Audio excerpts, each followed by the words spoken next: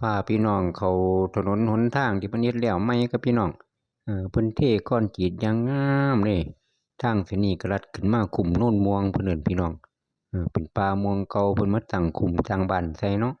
เอิ้นว่าคุ้มโน่นม่วงหรือว่าคุ้มป่าม่วงก็ได้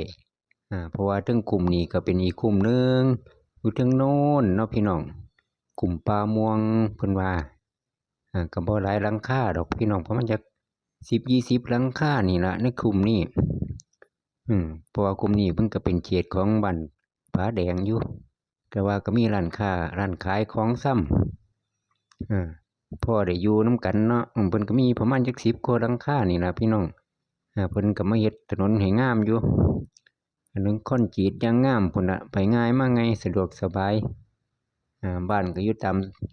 หนทางถนนหนทางที่เพิ่นเฮ็ดนี่แหละพี่น้องก็เป็นบ้านอยู่นำไร่นำนาคือเก่าล่ะครับพี่น้องเพราะว่าเพิ่นก็พากันเฮ็ดไร่อ้อยไร่ยางพาราคือว่านั่นล่ะทางซ้ายก็ไปอีกซอยหนึ่งวันนี้สิพาเลี้ยวลงมาทางขวามือเนาะพี่น้องเพิ่นก็ปลูกบ้านอยู่ติดถนนจั่งซี้ล่ะโอ้ต้นลำไยต้นนี้ออกหมากออกผลดกดีเว้ยหั่นล่ะพี่น้องฝั่งซ้ายก็เป็นไร่ป่ามันเพิ่นก็พากันปลูกมันปลูกอ้อยปลูกบ้านปลูกเรือนเรือนอาศัยอยู่นำไร่นำนานี่ล่ะพี่น้องบ้านเรือนก็ย้ายกันอยู่ตามที่ให้ผู้ใดมัน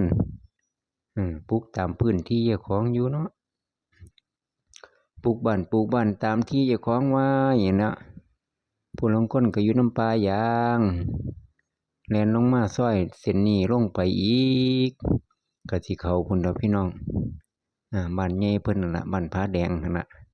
แต่ว่าก็แล่นลงไปเรื่อยๆเนาะเพิ่นก็มา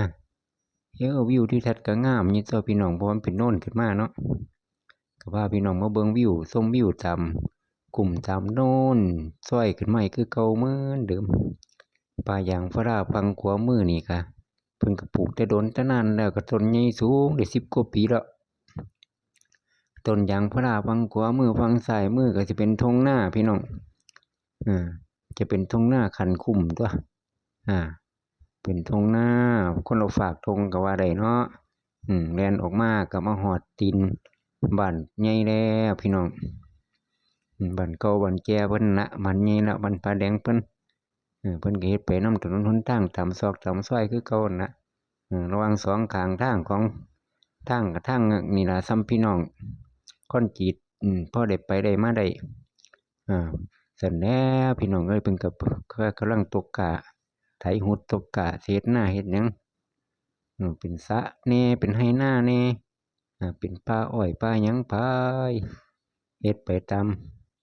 วิถีชีวิตชนบทของเรานั่นล่ะเนาะการเฮ็ดไร่เฮ็ดนาก็เรื่องธรรมดา